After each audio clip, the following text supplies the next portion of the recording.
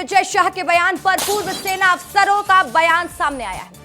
सेना का एक धर्म होता है, वो है राष्ट्र धर्म। पूर्व सैनिकों ने कहा कि सेना का एक धर्म है, वो धर्म है राष्ट्र धर्म। विजय शाह ने सेना का अपमान किया है। पूर्व सैनिक भी इसका विरोध कर रहे हैं। लगातार विजय शाह के बयान का विरोध किया जा रहा है। धर्मनिरपेक्षता का उदाहरण हमारी सेना है, पूर्व सैनिकों ने कहा। विजय शाह को बर्खास्त नहीं किया गया, जिसका विरोध दर्ज किया भी गया। क्या कह रहे हैं सुन लीजिए। खेल के उन लोगों से लड़ रहे हैं जिनसे उनका कोई पर्सनल लड़ाई नहीं है।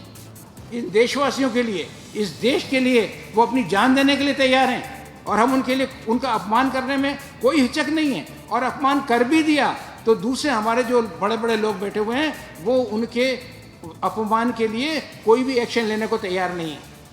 फिर इन सब तिरंगा यात्राओं का क्या मतलब है? किसके लिए निकाल रहे हैं आप? जब मौका आता है किसी के विरुद्ध में कोई एक्शन लेने का तो आप लेते नहीं हैं। बेकार है फिर ये। और ये बात तो अभी तक धीरे धीरे करके माननीय प्रधानमंत्री जी के पास भी पहुंच गई होगी।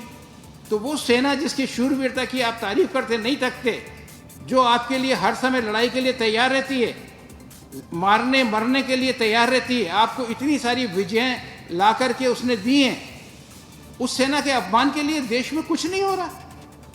ये कैसी सरकार है? कहाँ हम बड़ी बड़ी बातें करते रहते हैं? इसके लिए क्या करेंगे?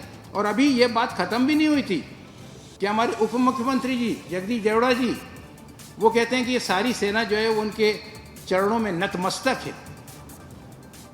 क्या आर्म फोर्सेस होती हैं उसके बारे में कुछ पता भी नहीं हमें? आर्म फोर्सेस का एक सुप्रीम कमांडर होता है, वो होता है राष्ट्रपति। और उसके अलावा आर्म फोर्सेस सरकार की लायल होती हैं। सरकार चाहे कांग्रेस की हो, चाहे बीजेपी की हो, चाहे जनता दल की हो, चाहे किसी की हो, जिसकी भी सरकार होगी उसके लिए उसके निर्देशानुसार वो लोग काम करेंगे। लेकिन कोई नतमस्तक नहीं होते। नतमस्तक वो होते हैं सिर्फ एक के लिए, भारत माता के लिए।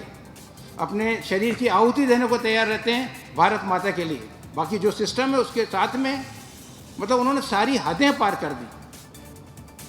तो ऐसा अभी और कोई, और सबसे बड़ी बात यह है हाई कोर्ट ने उसका संज्ञान लिया और किसी ने उसका संज्ञान नहीं लिया। और जो हमारी सशस्त्र सेनाएं होती हैं वो उनका ट्रेडिशन है कि वो अपने बात दुश्मन के हर बात का जवाब दे सकते हैं, दुश्मन को मार सकते हैं। पर अगर कोई इस तरह से उनका अपमान करता है तो वो उसके ऊपर कोई एक्शन नहीं ले सकते। उनको डिपेंड रहना पड़ता है सरकार पर, उनको डिपेंड रहना पड़ता है प्रशासन पर, उनको डिपेंड रहना पड़ता है पुलिस पर, उनको डिपेंड रहना पड़ता है जजेस पर। हाई कोर्ट ने इसका संज्ञान लिया और किसी ने नहीं लिया। और हम जितनी बड़ी बड़ी बातें करते हैं, हम हाई कोर्ट या सुप्रीम कोर्ट के आर्डर का इंतजार कर रहे हैं हमारी सेना का अपमान करने वाले के विरुद्ध एक्शन लेने के लिए।